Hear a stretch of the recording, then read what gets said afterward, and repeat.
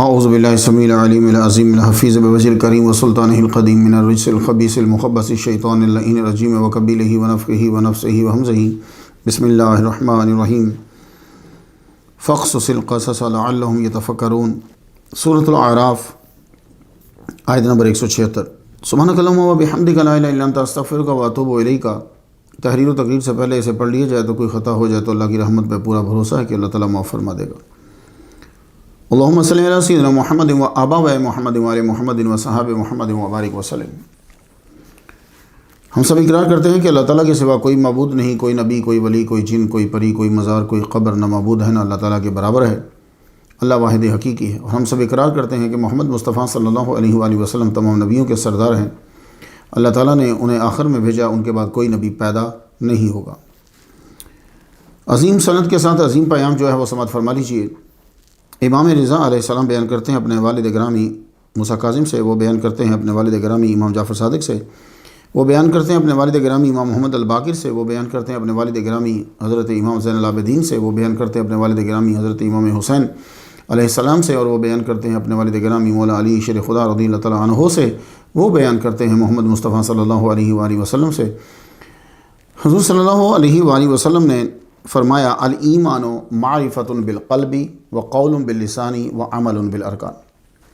خلاصہ اس کا یہ ہوگا کہ ایمان نام ہے تین چیزوں کے مجموع کا: دل سے پہچاننا، زبان سے اقرار کرنا، اور اپنی طاقت کے مطابق اپنے اعضاء سے عمل کرنا۔ تصوف نام ہے ان راستوں کا جو لے جاتے ہیں اس منزل تک جس کا نام قرآن نے تزکیہ نفس رکھا ہے، اور حدیث میں اس کا نام احسان ہے۔ تصوف کے راستے میں جو راہبر ہوتا ہے نا، اسے پیر کہتے ہیں، اسے مرشد کہتے ہیں۔ اس کی نشانی کیا ہوتی ہے؟ اس کے ایک ہاتھ میں سنت مصطفیٰ کی شمع ہوتی ہے اور دوسرے ہاتھ میں خوف خدا کا عصا ہوتا ہے۔ تصوف اسی دن شروع ہو گیا تھا جب آدم علیہ السلام نے اس جگہ کو چھوڑا جہاں دکھ، تکلیف، غم جیسے تصورات ہی نہیں ہوتے، اور وہاں آ کر رہنے لگے جہاں خوشی بھی غم میں لپٹی ہوتی ہے۔ تصوف دنیا سے الگ تھلگ رہنے کا نام نہیں ہے، دنیا میں کیسے رہنا ہے یہ جاننے کا نام ہے۔ ہاں، تصوف سیکھنے کے لیے کبھی کبھی الگ تھلگ رہنا پڑتا ہے۔ حضرت رحمت میں ربی آج ہماری گفتگو 193 نمبر تک پہنچ گئی۔ آج جس ہستی کو سرنامہ کلام بنایا ہے حضرت ابن ام مکتوم رضی اللہ تعالیٰ عنہ۔ تاریخ ولادت مجھے معلوم نہیں ہو سکی۔ تاریخ شہادت جو ہے وہ آپ کی 15 ہجری ہے، 636 عیسوی بنتی ہے۔ سیریا کے شہر دمشق کے قبرستان باب الصغیر جو قبرستان ہے اس کے اندر ہے۔ آج کے موضوع کی جو جزیات ہیں وہ یہ رہیں گی: نام پہ گفتگو، بن اور ابنوں کا استعمال، آپ کی وجہ سے ملنے والے فقہی مسائل، ضمنی باتیں، نابیناؤں کا مقام، معدوم البصر جو ہیں ان کا اسلام میں مقام کیا ہے، سورہ عابسہ کی روشنی میں اعتراضات و نکات، اور آپ کی شہادت، اور کیا آپ نے ہی ایک عورت کو قتل کیا تھا۔ چلیے گفتگو آگے بڑھتی ہے۔ عبداللہ ابن ام مکتوم یہ آپ کا پورا نام ہے۔ آپ کے اصلی نام میں اختلاف ہے۔ مدینہ والے آپ کو عبداللہ ابن ام مکتوم پکارتے تھے، اور عراق والے آپ کو عمر ابن ام مکتوم پکارتے تھے۔ محدثین نے احادیث بیان کرتے ہوئے ان کے دونوں ناموں کا تذکرہ کیا ہے، جیسے ترمذی شریف کتاب و تفسیر میں ابو عیسیٰ ترمذی رحمۃ اللہ علیہ نے حدیث نمبر 3031 کے آخر میں لکھا کہ ان کو عبداللہ ابن ام مکتوم اور عمر ابن ام مکتوم کہتے ہیں۔ تو عبداللہ اور عمر دو نام ملے ان کے ہمیں۔ میرے استاد محترم حضرت علامہ شیخ الحدیث و تفسیر غلام رسول سعیدی رحمۃ اللہ علیہ نے تبیان القرآن میں تحریر فرمایا ہے کہ مورخین کے نزدیک آپ کا نام عمر ابن ام مکتوم ہے۔ مدینہ والے عبداللہ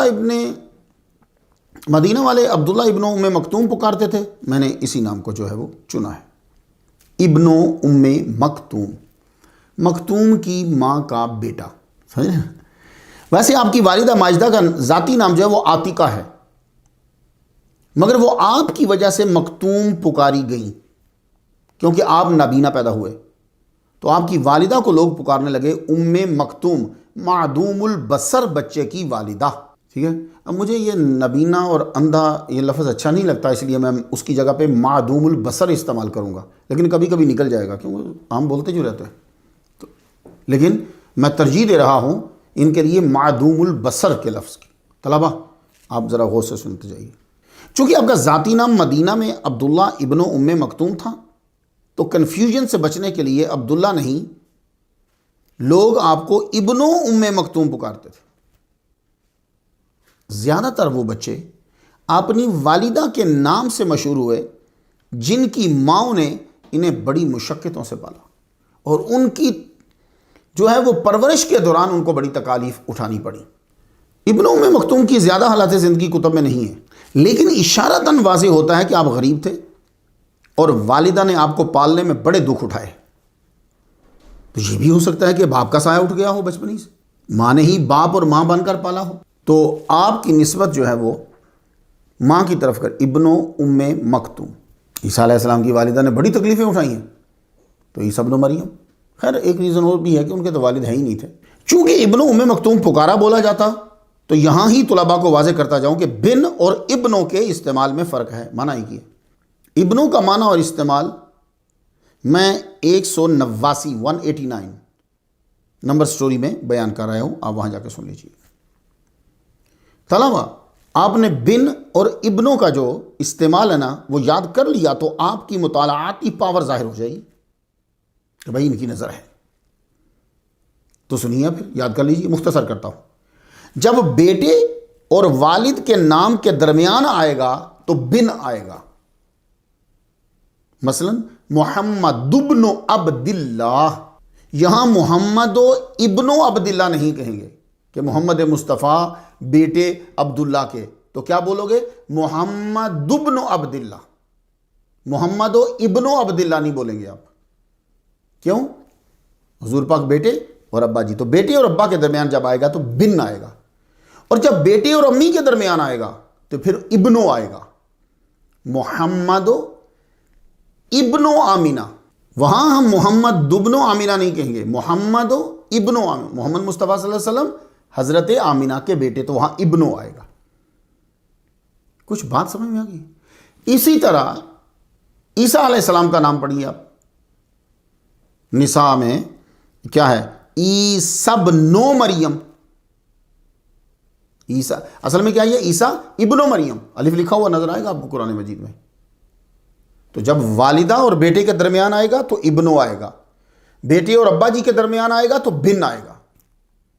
جب آباء و اجداد میں سے کسی کا نام ولدیت کی جگہ پہ آ گیا، میں بہت سے بیان کر رہا ہوں کہ ابا کا نام وہ نہیں ہے لیکن ابا کی جگہ پہ آتا ہے، تو جب آباء و اجداد میں سے کسی کا نام ولدیت کی جگہ آئے یا ٹائٹل ولدیت کی جگہ پہ آئے تو ابنو آئے گا. جیسے محمد ابن عبد المطلب. اب عبد المطلب حضور کے ابا جی تو نہیں ہے، لیکن یہاں ابن آئے گا، محمد ابن عبد المطلب. امام حسین، اب ٹائٹل کی مثال سن لیجیے. امام حسین جو ہیں ان کی ولدیت میں محمد مصطفیٰ صلی اللہ علیہ وآلہ وسلم کا ٹائٹل آ رہا ہے، اب بھی ابن آئے گا.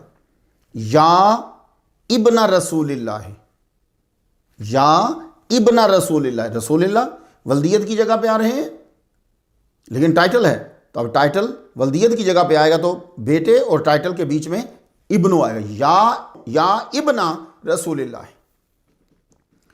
اب جب ہم پڑھتے ہیں تو یہ یاد رکھیے گا کہ لکھیں گے تو آپ الف ہی، لیکن کبھی کبھی کثرت استعمال کی وجہ سے وہ الف وہاں سے جو ہے نا وہ پڑھا نہیں جاتا. عیسیٰ ابن مریم، عیسیٰ ابن مریم، عیسیٰ ابن مریم، مختلف اعرابات ہیں. علی ابن ابی طالب، تو وہ کثرت استعمال کی وجہ سے آپ نہیں پڑھ رہے، الف وہاں موجود ہے. کچھ بات سمجھ میں آ گئی؟ چلیے.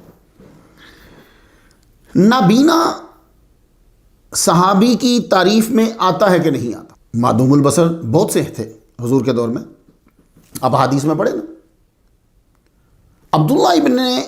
عبداللہ ابن ام مکتوم بھی معدوم البصر تھے.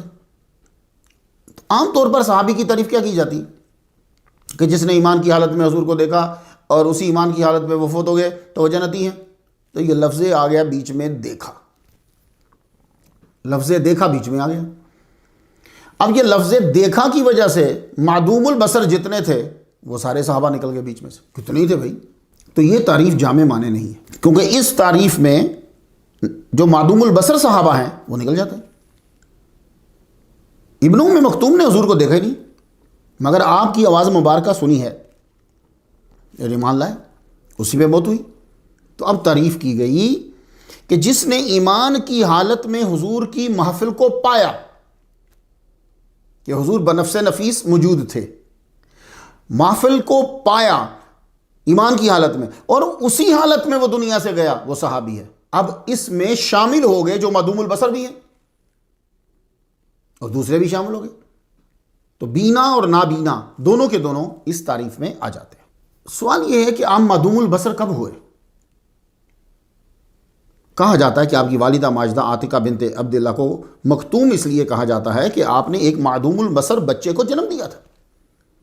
مگر مجھے مطالعہ کے دوران سیر و اعلام النبلاء میں ایک روایت ملی ہے جس سے اشارہ ملتا ہے کہ آپ پیدائش کے بعد نبینا ہوئے. اس میں اب دلچسپی طلبہ آپ کو ہوگی، کیونکہ احادیث آپ پڑھتے ہیں نا تو بیچ میں اشارہ کیا ہے، نکات کیا ہے، دوسرے لوگ تو بس سرسری چیز دیکھتے ہیں. حدیث یوں ہے کہ جبریل علیہ السلام حضور کے پاس بیٹھے ہوئے تھے. ابن ام مکتوم رضی اللہ تعالی عنہ سے کسی نے سوال کیا کہ آپ کی بینائی کب گئی؟ تو بولے آنا غلام، اور ایک جگہ ہے آنا صغیر، یعنی بچہ تھا، لڑکا تھا کہ ٹوٹل بینائی چلی گئی. تو جبریل علیہ السلام سے سن کر حضور نے اللہ کا فرمان سنایا معدوم البصر کے لیے کہ اللہ فرماتا ہے اذا اخذت کریمہ تئی، یہاں دونوں آنکھوں کو کریمہ تے کہا گیا طلبہ، ٹھیک ہے. تو جب کریمہ تے آپ سے کوئی پوچھے تو کہنا یہاں کریمہ تے ہے، دو آنکھیں. اب دی فی الدنیا لم یکن لہ جزاء عندی الا الجنۃ، ابن حبان اور ترمذی. ترجمہ کیا ہے؟ میں جب کسی اپنے مسلمان بندے کی دونوں آنکھیں لیتا ہوں تو اس کی جزا میرے ہاں صرف جنت ہے. تو اب آنا غلام آنا صغیر سے یہ بھی مراد ہو سکتا ہے کہ میں بچپن سے ہی ایسا ہوں اور مراد پیدائشی ہو، کیونکہ باقی روایات سے یہی معلوم ہوتا ہے کہ آپ نبینا ہی پیدا ہوئے تو آپ کی والدہ کی کنیت ہو گئی ام مکتوم معدوم البصر کی ماں. اس حدیث سے ایک آنا غلام آنا صغیر جو اس کے اندر ہے اس سے معلوم ہوا کہ آپ پیدائش کے بعد ہوئے ہیں، لیکن ہو سکتا ہے کہ آنا غلام آنا صغیر سے مراد کہ یار میں بچپن ہی سے نبینا ہوں. تو پھر آگے جبریل علیہ السلام نے خوشخبری سنائی جو حضور نے اپنی زبان سے ان کو سنا دی. آپ نے کب اسلام قبول کیا؟ کوئی واضح عبارت نہیں ہے کہ معلوم ہو سکے کہ آپ کب پیدا ہوئے اور کب اسلام قبول کیا، لیکن یہ واضح ہے کہ آپ سابقون الاولون کے قریب قریب ہیں اور مکہ میں ہی اسلام آپ نے قبول کیا. اور اسلام قبول کرنے کے بعد اتنا وقت سیکھنے کو ملا کہ آپ مسلمانوں کو پڑھانے کے قابل ہو گئے. مکہ سے مدینہ ہجرت کرنے والوں میں اولیت رکھتے ہیں یہ ابن ام مکتوم. بخاری شریف کتاب و مناقب الانصار سے میں حدیث سناتا ہوں، کو آپ پہ کچھ واضح ہو جائے. اولو من قادم علینا من اصحاب النبی صلی اللہ علیہ وسلم مصعب بن عمیر. اب یہاں دیکھیے الف جو ہے نا وہ لکھا ہوا ہے حدیث میں، لیکن پڑھیں گے مصعب بن عمیر و ابن ام مکتوم فجعلا یقرآن القرآن.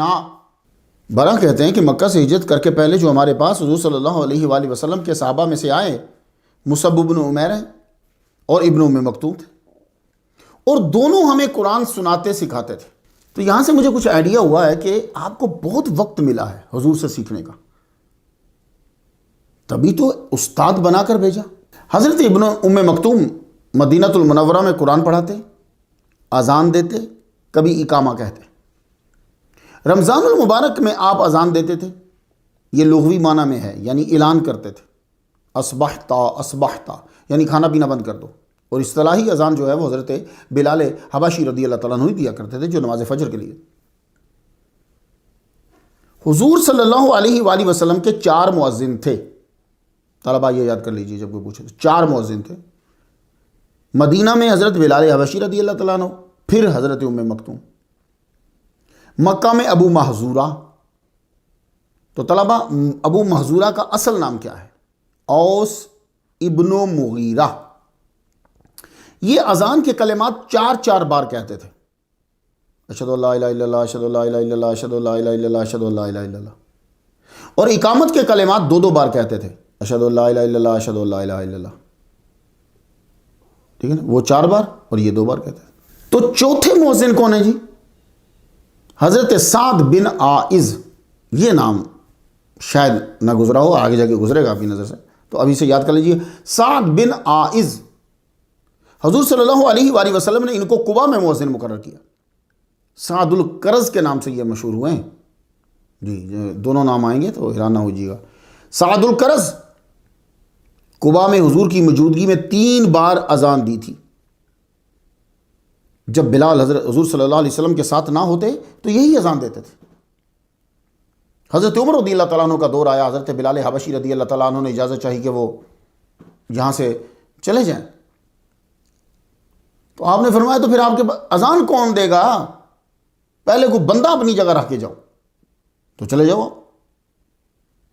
تو انہوں نے ریکمینڈ کرا سعد القرظ کو اور کہا کہ حضور کے ہوتے ہوئے انہوں نے 12 اذان دی ہے، تو کہا جاؤ بلا لو۔ تو انہیں بلایا گیا، تو حضرت عمر رضی اللہ تعالیٰ عنہ نے پھر حضرت بلال حبشی رضی اللہ تعالیٰ عنہ کی جگہ پہ ان کو مقرر کیا اور کہا تو تیرے بعد تیری اولاد۔ تو اب آپ سے کوئی پوچھے کہ حضور کے مؤذن کتنے تھے؟ تو 4، یاد رہے گا۔ یہی فائدہ ہوتا ہے لیکچر سننے کا۔ سب سے پہلا نمبر حضرت بلال حبشی رضی اللہ تعالیٰ عنہ کا۔ ابو محذورہ آتے ہیں، ابو محذورہ مکہ میں تھے، صحیح ہے، اور حضرت ابن ام مکتوم یہ مدینہ میں ہی تھے، اور چوتھے جو ہیں وہ سعد القرظ مدینہ میں۔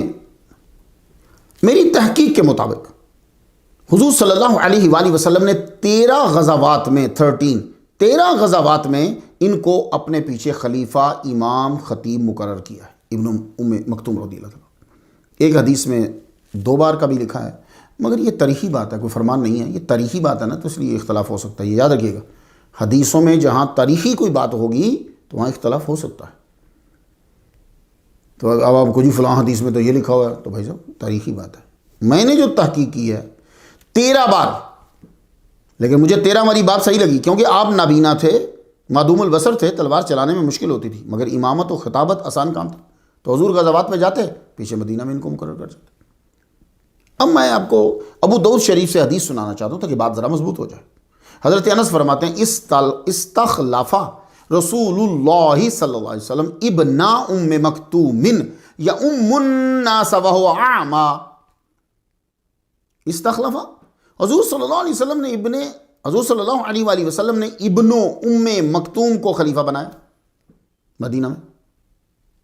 وہ لوگوں کی امامت کرتے، حالانکہ وہ نبی نہ تھے۔ آپ صرف امامت ہی نہیں کرواتے تھے، مسئلے بھی بتاتے تھے، قرآن بھی سکھاتے تھے۔ حضور صلی اللہ علیہ وآلہ وسلم نے آپ کو 13 بار خلیفہ بنایا۔ یہ شہید ہو گئے،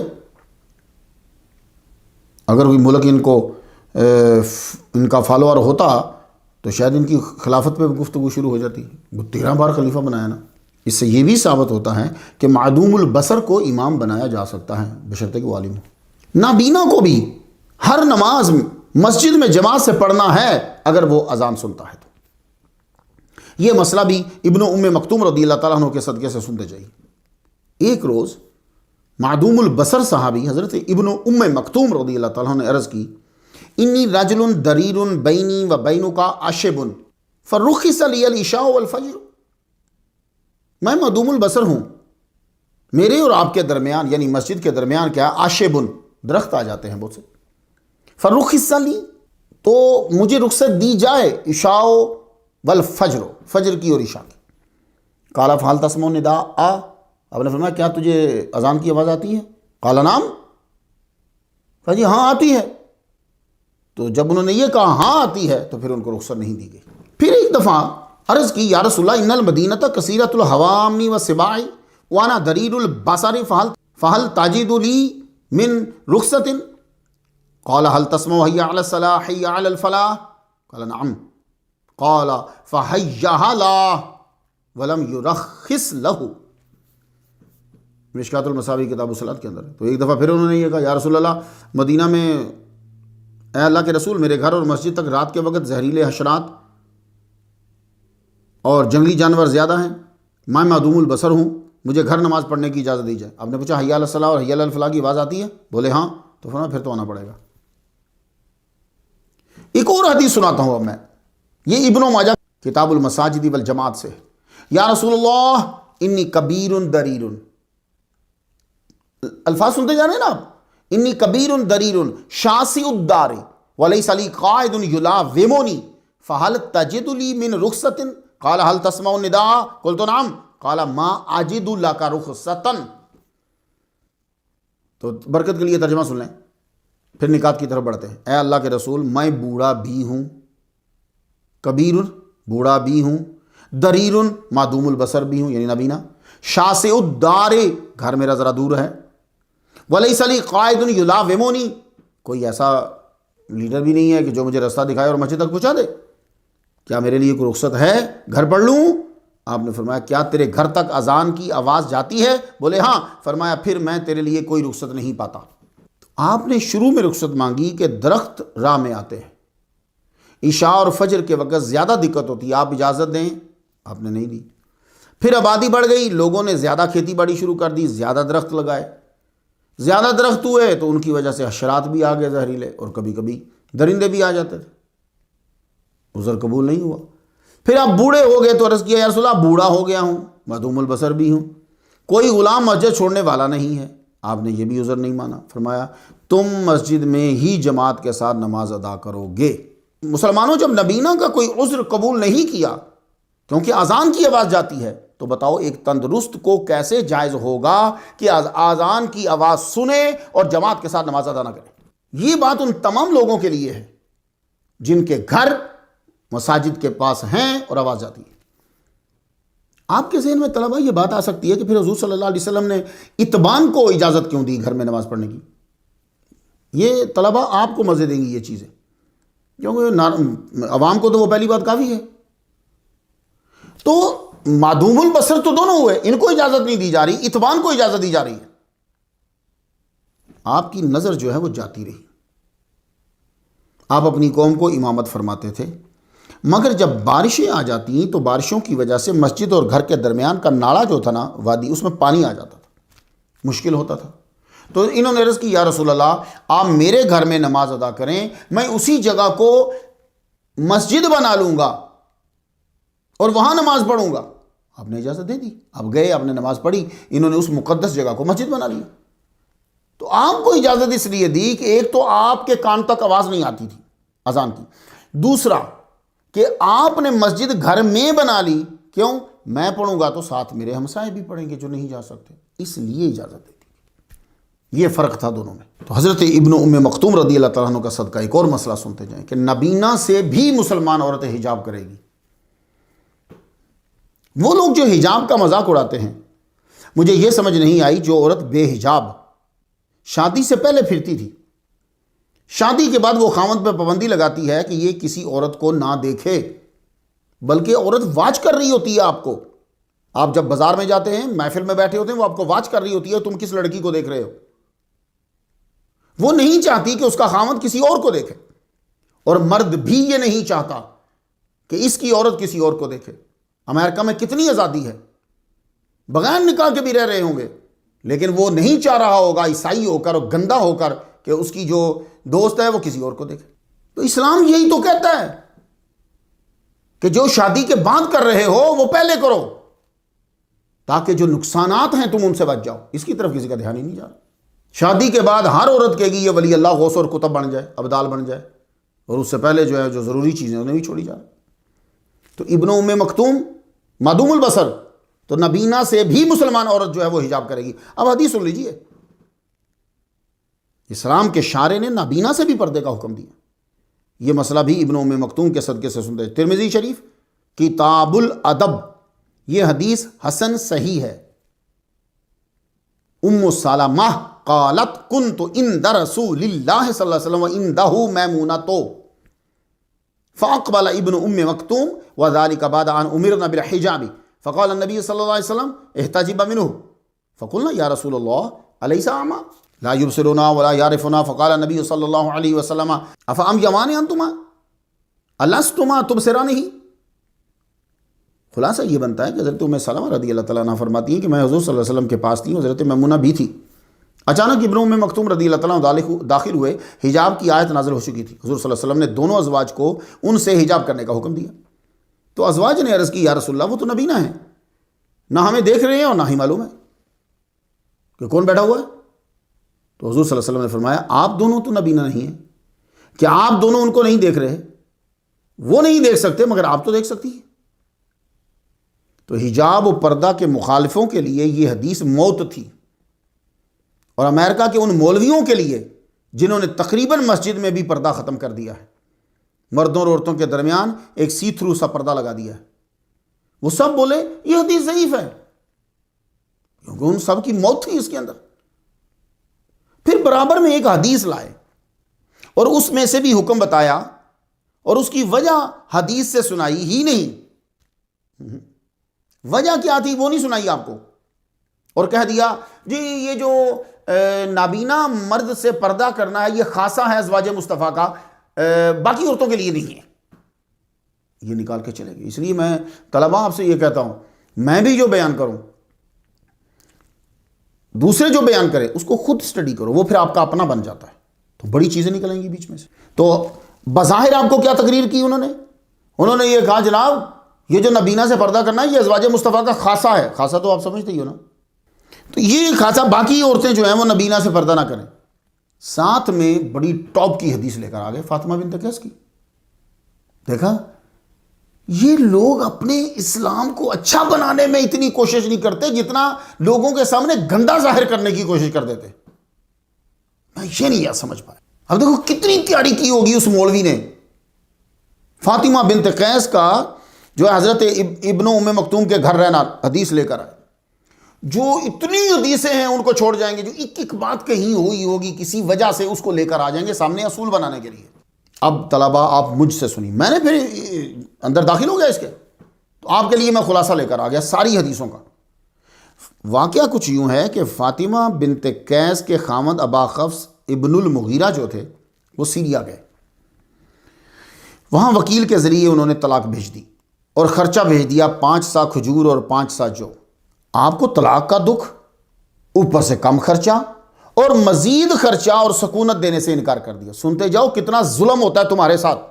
اب یہ میں سب حدیثوں کا خلاصہ سنا رہا ہوں، میں اپنی طرف سے کوئی چیز نہیں سنا رہا، لیکن یہ ہے کہ میں نے ساری حدیثیں پڑھی کہ ان کو ملاؤں کہ ہے کیا۔ خاوند سیریا میں 5 سا کھجور 5 سا جوبے، اور کہا کہ ہم تمہیں رہنے کے لیے جگہ نہیں دیں گے، خرچہ کم اوپر سے جگہ بھی نہیں دی۔ تو وہ وہاں سے حضور کے پاس آئیں، یا رسول اللہ نان و نفقہ بھی مکمل نہیں ہے اور سکونت بھی نہیں دے رہے، میں اب کہاں جاؤں؟ تو آپ نے فرمایا ام شریک کے گھر رہ لو۔ تو وہ اتنی با پردہ عورت تھی، پردے کا خیال رکھنے والی، بولی ان کے ہاں تو مہاجرین کی ضیافت چلتی رہتی ہے۔ یہ بوڑھی تھی نا، بزرگ تھی، تو ضیافت چلتی رہتی ہے۔ تو آپ نے فرمایا پھر ام مکتوم کے ہاں چلے جاؤ۔ عرض کی حضور وہ بھی مہمان نواز ہیں، مہمان آتے رہتے ہیں۔ تو پھر آپ نے فرمایا یوں کرو، تم اپنے کزن رشتہ دار عبداللہ ابن ام مکتوم کے گھر چلی جاؤ، وہ نابینا ہیں۔ اب ذرا جملہ سننا، سارے جملے پڑھنے کے بعد فیصلہ کرو، اپنی مرضی کی لائن نہیں پڑھو۔ اذا ودعت خماری کی لم یرا کی، وہاں تمہارا دوپٹہ سرک بھی گیا تو وہ دیکھ نہیں پائیں گے۔ لو یہ تھی بات سے۔ تو مجھے تمام احادیث پڑھنے کے بعد یہ معلوم ہوا کہ مجبوری کی وجہ سے فاطمہ بنت قیس کو حضرت نے دوسرے کے گھر عدت گزارنے کو کہا، اور عبداللہ ابن ام مکتوم کے گھر پردہ کی وجہ سے بھیجا، پردے کی وجہ سے بھیجا۔ تم نے ثابت کیا ہے کہ پردہ ضروری نہیں ہے، لیکن جب میں حضور کے صدقے سے پڑھنے لگا حدیث تو پتہ چلا پردے کی وجہ سے وہاں بھیجا ہے۔ تو طلباء اس لیے کہتے ہیں کہ دیکھو پڑھانے والا کون ہے۔ ہم لوگوں نے فلسفہ اچھے بندوں سے پڑھا، ہم مسلمان رہیں، لوگ بخاری پڑھ کر غیر مسلم ہو گئے۔ تو یہ جو چیزیں میں بیان کر رہا ہوں یہ طلباء آپ کو مزہ دیں گی، لطف آئے گا آپ کو، وجد میں آؤ گے۔ تو جب عدت پوری ہو گئی حضور صلی اللہ علیہ وسلم نے ان کا نکاح اسامہ بن زید سے کر دیا۔ اب سوال یہ پیدا ہوتا ہے، ہم دیوانے ہیں، سرکار کے در کے نوکر ہیں، بلکہ ان کے در پہ جو سگ ہیں ان کے نوکر ہیں، حضور صلی اللہ علیہ وسلم نے ابن ام مکتوم کو ٹھیک کیوں نہیں کیا؟ بھائی وہ معدوم البصر تھے، چاہنے والے، محبت کرنے والے، پیار کرنے والے، آپ سے سیکھنے والے، آپ کے شاگرد ہیں، رشتہ دار بھی لگتے، ٹھیک کر دیتے۔ جیسا عیسیٰ علیہ السلام نے معدوم البصر کو ٹھیک کیا، نبینا کو ٹھیک کیا۔ ایک بات سنتے جائیے پکی سی ذرا، کہ طلبہ آپ نے تقریر کرنی ہوتی ہے نا، اس لیے حوالہ دیتا ہوں تاکہ آپ کی بات میں مضبوطی آ جائے۔ یہ جو بات عیسیٰ علیہ السلام کی ہے، یہ بائبل کی کتاب مارک کے باب نمبر 10 میں ہے اور سائن نمبر 46 پہ۔ Then they come to Jericho, Jericho means city of moon, یہ اولڈسٹ سٹی ہے، بڑی پرانی سٹی ہے یہ۔ Then they come to Jericho as Jesus and his disciples together with a large crowd were leaving the city. A blind man, Bartimaeus, was sitting by the roadside begging. When he heard that it was Jesus, he began to shout, Jesus, son of David, have mercy on me. عیسیٰ علیہ السلام حواریوں سمیت Jericho آئے۔ Jericho کا معنی city of moon. اس city میں پورا ایک دن پھرا ہوں، آپ بھی کچھ جھلکیاں دیکھ لو۔ جو ہی عیسیٰ علیہ السلام اور آپ کے حواری بڑے مجمع کے ساتھ شہر چھوڑ رہے تھے، ایک نبینا جو ہے وہ سڑک کے کنارے بیٹھا بھیک مانگ رہا تھا۔ جو ہی اس نے سنا کہ عیسیٰ علیہ السلام کے گرد جھمگٹا ہے، اس نے زور سے چلانا شروع کیا، اے داؤد کے بیٹے مجھ پہ رحم کر۔ لوگوں نے روکا، چپ، مگر وہ پکارتا رہا، داؤد کے بچے مجھ پہ رحم کر۔ آپ نے سنا تو بلایا، وہ خوشی سے کمبل پھینک کر کودتا ہوا ہے، عیسیٰ علیہ السلام کے پاس آ کر بولا، میں تجھے آئی وانٹ ٹو سی، میں تجھے دیکھنا چاہتا ہوں۔ بلائنڈ تھا نا، کیا اسٹائل ہے، آئی وانٹ ٹو سی۔ تو حضرت عیسیٰ علیہ السلام نے کہا، go your faith has healed you, تیرا یقین جو ہے نا وہ تجھے صحت مند کر دے گا۔ Immediately he received his sight and followed Jesus along the road. اسی وقت اس کو جو ہے وہ آنکھ مل گئی، بصیرت مل گئی، وہ دیکھنے لگے اور جیسس کے ساتھ چل پڑے۔ تو عیسیٰ علیہ السلام نے معدوم البصر کو، نبیناؤں کو بینا کیا، تو وہ ابن ام مکتوم کو کر دیتے۔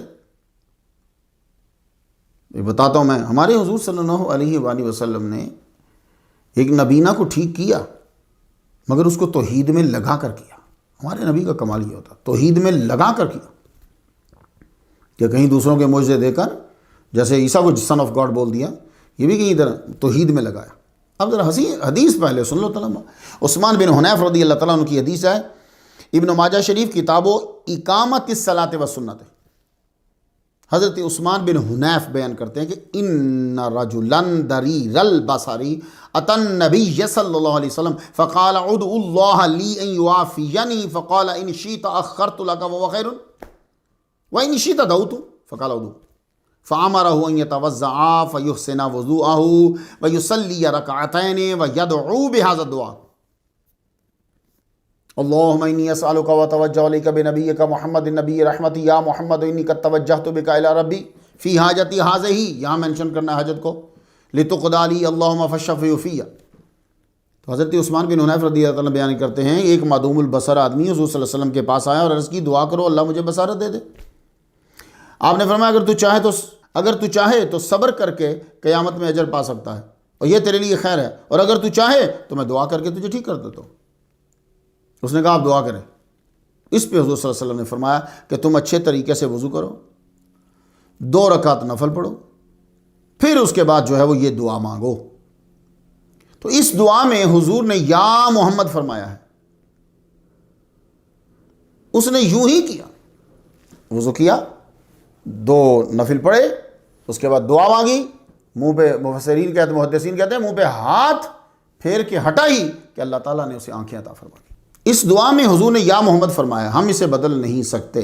کیوں؟ اس کا جواب میں 184 نمبر لیکچر پہ دے آیا ہوں، طلبہ واپس جا کے سن لیجئے گا۔ اب اس حدیث مبارکہ کو کس کس نے لکھا ہے؟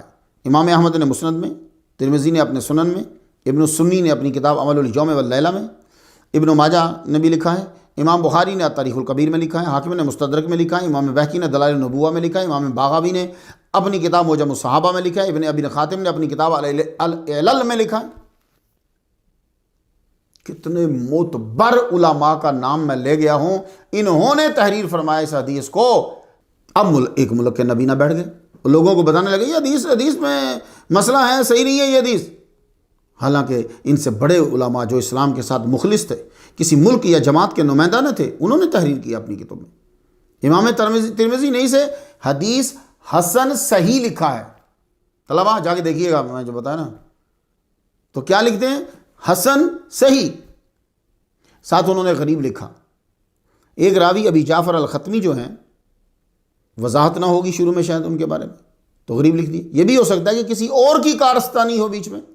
کیوں؟ وجہ یہ ہے، میں کیوں یہ کہہ رہا ہوں کہ کسی اور کی کارستانی، اس لیے کہ مجہول کی حدیث کو امام ترمذی صحیح نہیں کہتے. طلبہ یہ ایک نقطہ ذہن میں رکھنا، آپ نے کہیں کام دے گا. جب انہوں نے حسن صحیح کہا ہے تو وہ حسن صحیح کیوں کہہ رہے ہیں؟ تو یہ مجہول نہیں ہیں بھائی صاحب. امام حاکم نے مستدرک میں صححہ اسنادہ لکھا ہے. تو یہ میں کیوں بتا رہا ہوں؟ عوام کو تو شاید اس سے دلچسپی نہ ہو، طلبہ تمہیں ہوگی. کیوں؟ تمہارے سامنے جو بیٹھے گا وہ ضعیف کہہ دے گا، ضعیف ضعیف ضعیف ضعیف، اس نے یہی یاد کیا ہوا ہے، ضعیف ضعیف ضعیف ضعیف. آپ کہاں آپ لوگ جا کے دیکھیں گے، تہذیب و تہذیب چیک کریں گے؟ کہاں آپ جا کے اسماء و رجال پڑھیں گے؟ تو اس لیے جو امپورٹنٹ احادیث ہیں میں آپ کو بتاتا جاتا ہوں. یار میں تو آج تک یہ نہیں سمجھا، یار کیسے پیار کرنے والے ہو تم حضور سے. حدیث مبارکہ صحیح ہے، اور راوی ابو جعفر عمیر بن یزید بن عمیر بن حبیب بن حباشہ الختمی مدنی اس کے راوی ہیں. دیکھو میں نے پورا نام لے دیا آپ کے سامنے. یعنی 10 میں سے 9 اشارے مل رہے ہیں کہ حدیث صحیح ہے. تو ان 9 کو کاٹ کر ایسا پیار کرنے والا ہے یہ مسلمان اپنے نبی سے، ایک کو لے کر کہہ رہا ہے حدیث صحیح نہیں ہے. جبکہ پیار کا تقاضا کیا؟ یہ تم مجھے بتاؤ گے، میں تمہیں نہیں بتاؤں گا. اگر تمہارا بیٹا ہے تم بتاؤ گے پیار کا تقاضا کیا ہے. اپنے بیٹے کی کتنی خامیاں ہوتی ہیں اسے اگنور کر کے ایک کو بیان کرتے ہو جو ایک ہی ہے، بس ایک خوبی. تو یار لا یؤمن احدکم حتی اکون احب الیہ من والدہ وولدہ والناس اجمعین. وہ تم تو صرف تم تو اپنے بچے کی 9 خامیاں چھوڑ کر ایک خوبی کو لگے رہتے ہو. تو ہمیں تو حضور سے پیار کرنا ہے، اپنے بچے سے بڑھ کر، ماں باپ سے بڑھ کر، ساری دنیا سے بڑھ کر، میٹھے پانی سے بڑھ کر. تو یار اتنی دلیلیں، تو اس کو سب کو چھوڑ کر اس پہ لگے ہوئے، کہیں نبی کی شان بڑھ نہ جائے. اللہ اکبر. تو یہ تو ایک نبینا کو آپ نے بینا کر دیا. فضائل کی حدیث تھی، کون سی حلت و حرمت کی حدیث تھی کہ تم لوگوں نے اپنا ٹائم ضائع کیا، پٹرول بھی ضائع کیا. تو طلباء آپ یاد رکھنا، اگر عیسیٰ علیہ السلام نے اندھوں کو بینا کیا ہے تو ہمارے نبی صلی اللہ علیہ وآلہ وسلم نے بھی اپنی نظر کرم سے سر کی آنکھوں کو بھی بینا کیا ہے اور دل کی آنکھوں کو بھی بینا کیا ہے. آنکھ کا اندھا اور دل کا اندھا جو بھی عقیدت سے آیا حضور کے پاس، جو بھی آیا عقیدت سے حضور کے پاس، آنکھیں ٹھیک کروا کے گیا، وہ دل کی ہوں یا سر کی ہوں. تو بھائی جب عیسیٰ علیہ السلام نابینا کو بینا کر دیتے ہیں، ہمارے سرکار صلی اللہ علیہ وآلہ وسلم نے بینا کیا ہے تو عید میں مصروف کر کے بینا کیا ہے، ان کو بھی کر دیتے نہیں. حضور نے 2 اختیار دیے ہوئے ہیں معدوم البصر کو کہ تو صبر کرے تو جنت ہے، اور یہ بھی حضور کے پاس اختیار ہے، دعا کریں تو ٹھیک کر دیں. تو کچھ صحابہ نے اس کو چن لیا. اور اسلام میں معدوم البصر کا مقام آج کے لیکچر کا یہ اہم حصہ ہے طلباء. باقی چیزیں تو آپ چاہیے جا کے پڑھ لیجیے، یہ بھی خیر پڑھ لیں گے آپ، لیکن توجہ کوئی دلاتا ہے. میں نے جب بھی ابن ام مکتوم کے بارے میں سنا، مقرر نے آباسہ کا شان نزول سنا دیا، اور جس سے آباسہ وتولا سنی اس نے یہی بتایا کہ جی کہ حضور پر عتاب ہوا ہے. طلبہ آئیے ہم دیکھتے ہیں حضور پاک صلی اللہ علیہ وسلم کے قدموں میں سر جھکا کے ہم دیکھتے ہیں کہ آباسہ وتولا میں کیا خصوصی اشارہ ہے. یہ جب آپ تفسیر پڑھیں گے، موقع ملے گا آپ کو، یہ سورہ ضرور آئے گی. تو ہم پہلے سے اس پہ ذرا گفتگو کر لیں. بات آگے بڑھانے سے پہلے طلبہ یہ یاد کر لو، اللہ خالق ہے اور انبیاء مخلوق، بلکہ خاص مخلوق. اب اللہ جو چاہے ان کے لیے لفظ بولے، وہ مالک ہے، خالق ہے، اور انبیاء اس کی خاص بعد مخلوق ہیں. یہ جو چاہے لفظ بولیں اپنے بارے میں اللہ کی بارگاہ میں. اب جیسے حضور نے اپنے لیے عتاب کا لفظ استعمال کر لیا، پر ہم نہیں بولیں گے. مثلا یونس علیہ السلام نے کیا کہا؟ لا الہ الا انت سبحانک انی کنت من الظالمین. آدم علیہ السلام نے کیا کہا؟ ربنا ظلمنا انفسنا وان لم تغفر لنا وترحمنا لنکونن من الخاسرین. تو وہ خالق یہ مخلوق جو مرضی بولیں اس کی بارگاہ میں، ہم آدم علیہ السلام کو اور یونس علیہ السلام کو ظالم نہیں کہہ سکتے۔ سیم حضور نے خود کہا کہ عتاب ہے، وہ ہم نہیں کہہ سکتے۔ عبس وتولی پڑھنے کے بعد ایک ملک کے نبیناؤں کو عتاب اور ڈانٹ نظر آئی۔ میں نے جب سورہ عبس پڑھی تو معلوم ہوا حضور کی کوئی غلطی نہیں ہے کہ عتاب کیا جائے۔ حقیقت میں اسلامی معاشرے میں نبیناؤں معدوم البصر افراد کی طرف معاشرے کی توجہ اللہ دلا رہا ہے۔ مجھے یہ بیچ میں سے ملا ہے۔ طلبہ ٹھنڈے دل سے ذرا سوچنا، ٹھنڈے دل سے، فجر کے وقت، کیونکہ قرآن پڑھنے کا سمجھنے کا ٹائم فجر۔ یہی وجہ ہے کہ حضور کی غلطی نہ ہونے کے باوجود توجہ دلائی کہ یہ نابینا ہر دور میں اگنور ہوتے آئے ہیں، اگر آج بھی اگنور ہوئے اے مصطفیٰ تیری بارگاہ میں تو کام بگڑ جائے گا۔ تو اللہ نے ابن ام مکتوم کی غلطی ہونے کے باوجود حضور سے گفتگو کی۔ طلبہ بہت بڑا جملہ بول گیا ہوں، ابن ام مکتوم رضی اللہ تعالیٰ عنہ کی غلطی ہونے کے باوجود حضور سے گفتگو کی۔ اگر آپ کا موقف ہے کہ حضور پر عتاب ہوا تو آپ کا فرض ہے کہ آپ حضور کی غلطی ثابت کریں۔ کرو صاحب، ساری دنیا کے علامہ کٹھے ہو جائیں اور یہ ثابت کر دیں کہ حضور کی غلطی ہے۔ حضور صلی اللہ علیہ وسلم مکہ کے امراء امیہ بن خلف، ولید بن مغیرہ اور دوسرے ساروں کو توحید کا سبق دے رہے تھے، جو آپ کا فرض تھا، اس لیے تو بھیجا آپ کو، اور شوق بھی آپ کا یہی ہے۔ تو دوران تبلیغ ابن ام مکتوم بلند آواز سے بیچ میں کہہ رہے ہیں مجھے قرآن سکھائیے، مجھے قرآن سے سکھائیے۔ دیکھ نہیں رہے تھے تو سن تو رہے تھے کہ حضور تبلیغ کر رہے ہیں۔ حضور صلی اللہ علیہ وسلم نے دل ہی دل میں ناگواری کا اظہار کیا جو بجا تھا، اور اس کا اثر چہرے پر بھی آیا، اور ان کی طرف دیکھ کر پھر تبلیغ میں مصروف ہو گئے۔ طلبہ سارا پہلے یاد کر کے پھر میری تقریر سننا تو تمہیں لطف آئے گا۔ پہلے سارا یاد کر لینا زبانی۔ دیکھو کس انداز سے میں نے تشریح کی ہے کہ دل ہی دل میں ناگواری کا اظہار کیا جو بجا تھا، اس کا اثر چہرے پر بھی آیا، اور ان کی طرف دیکھ کر پھر تبلیغ میں مصروف ہو گئے۔ پھر تبلیغ میں مصروف ہو گئے۔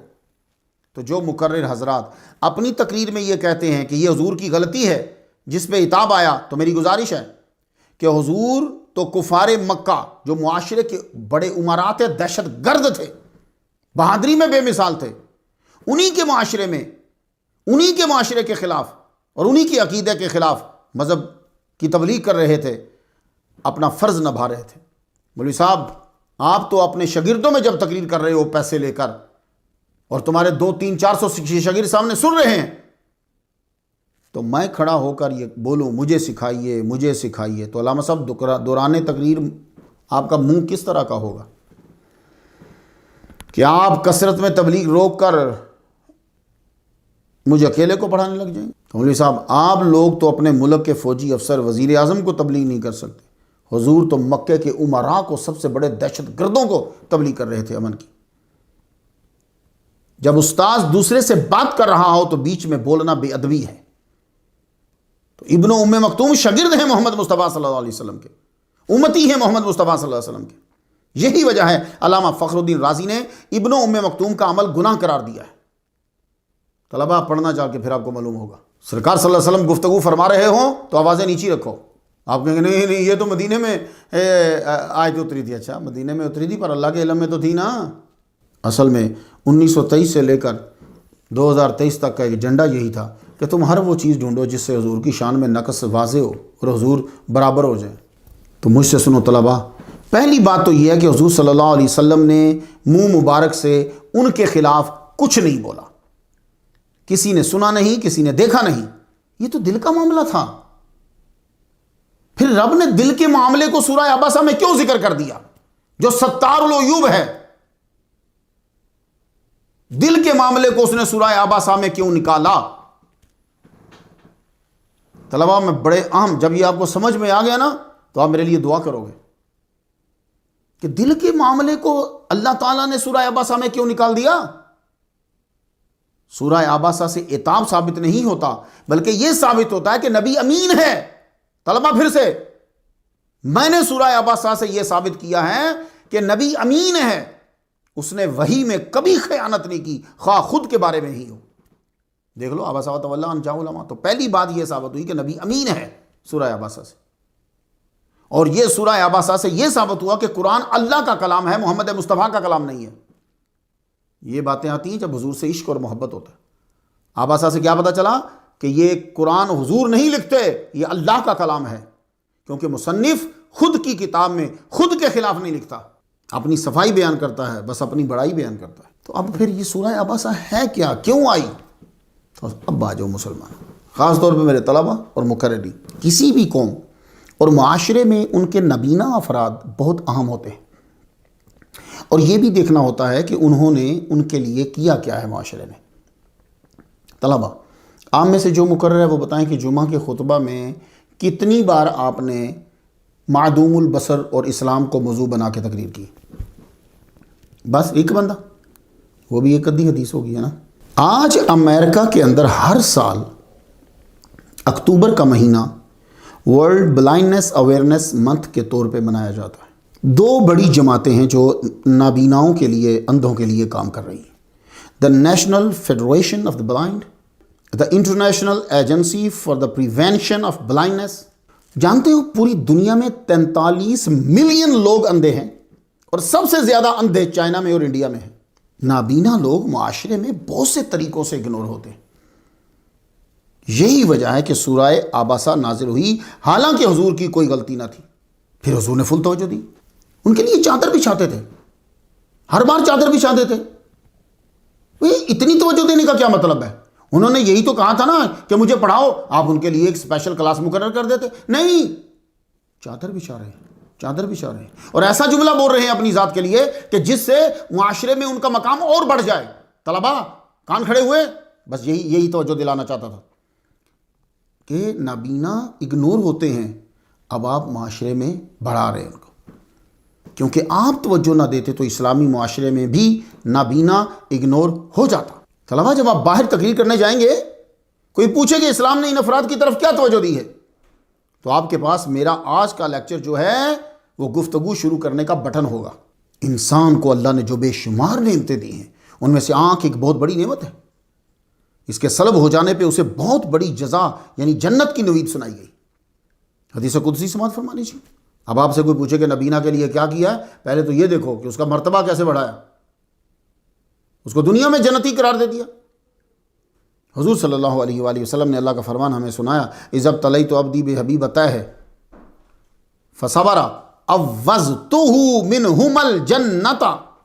اپنے جس بندے کی میں نے اس کی دو محبوب چیزیں یعنی آنکھیں، بے حبیبتہ ہے آنکھیں، میں نے اس کی دو محبوب چیزیں یعنی آنکھوں سے آزمائش کی، تو اس نے صبر کیا تو میں بدلے میں اس کو جنت دوں گا۔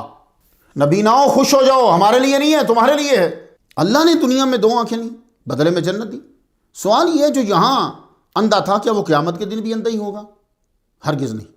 اللہ مسلمان نابینا کو صبر کرنے کی وجہ سے ایک خاص نور عطا فرمائے گا۔ امام طبرانی نے اسے اوسط میں نقل کیا ہے، برکت کے لیے طلبہ سنتے جائیے۔ من ذہب بصرہ فی الدنیا جعل اللہ لہ نورا یوم القیامت ان کان صالحا۔ یہ ان کان صالحا یاد رہے ذرا، جس کی بصارت چلے گی دنیا میں، اللہ تعالیٰ اس کے لیے نور بنا دے گا قیامت کے دن، اگر وہ صالح ہے، خاص نور اسے ملے گا، یعنی لائٹ ملے گی اسے۔ ہمارے حضور صلی اللہ علیہ وسلم نے نبینا کو خاص مقام دیا۔ پہلی بات، آپ نے نبینا کے لیے خصوصی کلاس شروع کی، آپ نے انہیں علم سکھایا، نبینا کو استاد بھی مقرر کیا۔ مدینہ کے نئے مسلمانوں کو یہ قرآن پڑھاتے تھے، تعلیم دیتے تھے۔ کیوں؟ تاکہ یہ لوگوں سے کٹ کے نہ رہ جائیں۔ انہیں علم دیا، استاد بنایا، اور پھر معاشرے میں شامل کر دیا۔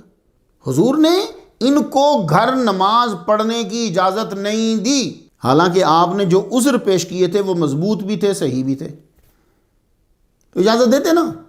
اسلام میں تو کوئی سختی نہیں ہے۔ آپ رستے میں درخت بھی ہیں، حشرات بھی ہیں، زہریلے درندے بھی آتے ہیں، آپ کو تکلیف ہوتی ہے آنے میں، پھر آپ بوڑھے بھی ہو گئے ہو، کوئی دکھانے بھائی سارے سالڈ جو ہیں وہ آپ کی ریزنز ہیں، لیکن نہیں۔ کیوں؟ طلبہ یہ نبی کے عشق لے کے جب پڑھو گے پھر صحیح سمجھ آتی۔ کیوں؟ یہ کٹ نہ جائیں بالکل زمانے سے، گھر میں ہی پھر بیٹھے رہیں گے، نہیں اجازت دے رہے آپ ان کو گھر میں نماز پڑھنے کی۔ اور پھر نابینا کو سیاست میں بھی شامل کیا، معدوم البصر کو سیاست میں شامل کیا۔ آپ جب مدینہ سے باہر جہاد کے لیے جاتے تو پیچھے انہیں اپنا نائب بنا کر جاتے. سیاست میں شامل تو ہو گئے، جس کو آپ سیاست کہتے ہیں. ہمارے ہاں تو یہ سیاست نہیں ہوتی، ہمارے ہاں تو اسلام ہی ہوتا ہے، اسی کے اندر سارے شعبے آتے ہیں.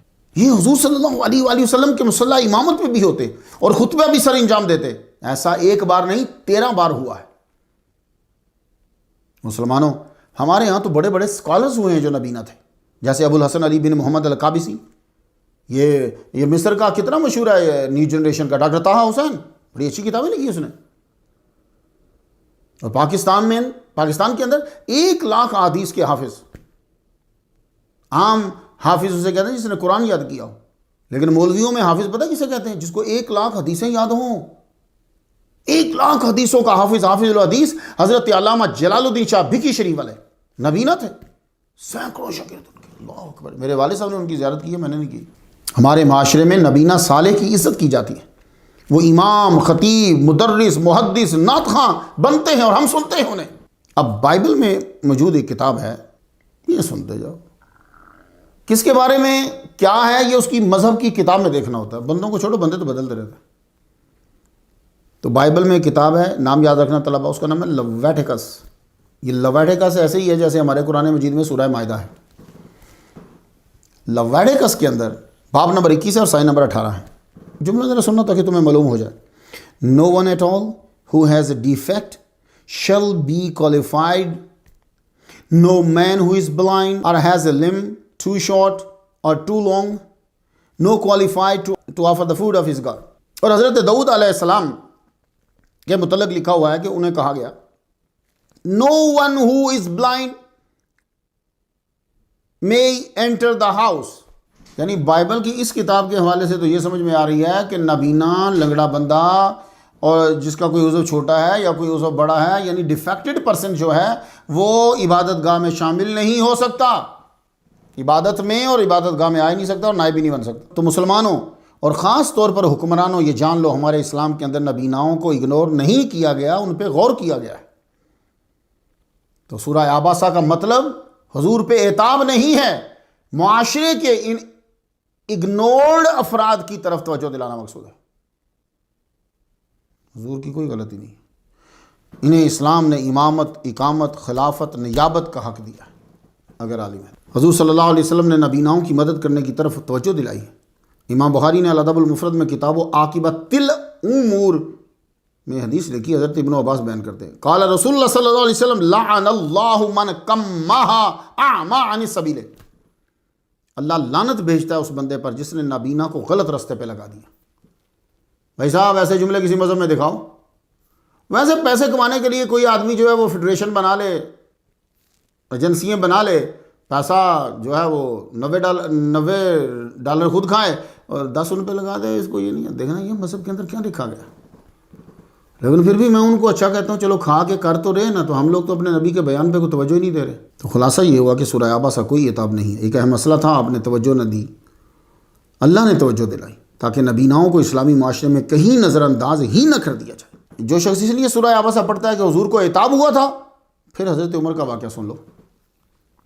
غزالی زماں حضرت علامہ سید سعید احمد کاظمی رحمۃ اللہ علیہ کے مقالات میں ہے کہ ایک منافق شخص تھا، وہ سورہ عباسہ کی تلاوت فجر میں روز کرتا تھا اور ضرور کرتا تھا. حضرت عمر رضی اللہ تعالیٰ عنہ کو معلوم ہوا کہ ایک امام ہے وہ ہمیشہ فجر میں سورہ عباسہ پڑھتا ہے، تو آپ نے فرمایا اس منافق کو قتل کر دو. آپ نے قتل کا حکم دے دیا. بات کچھ آپ کو یاد آ گئی؟ میں تو سورہ حجرات کی آیات پڑھتا ہوں، مجھے بڑا مزہ آتا ہے. وہ میں اکثر پڑھتا رہا، وہی پڑھتا ہوں یا ایھا الذین آمنوا لا ترفعوا اصواتکم فوق صوت النبی ولا تجہروا لہ بالقول کجہر بعضکم لبعض ان تحبط اعمالکم وانتم لا تشعرون. مجھے دل میں مزہ آتا. اور تفسیر البیان یہ پیج دیکھو، میں نے ہائی لائٹ کیا، اس میں لکھا ہے حضرت عمر کو خبر پہنچی کہ کچھ منافقین ایسے ہیں جب امامت ہوتی ہے تو ان کا جو امام ہے وہ سورہ عباسہ ہی پڑھتا ہے.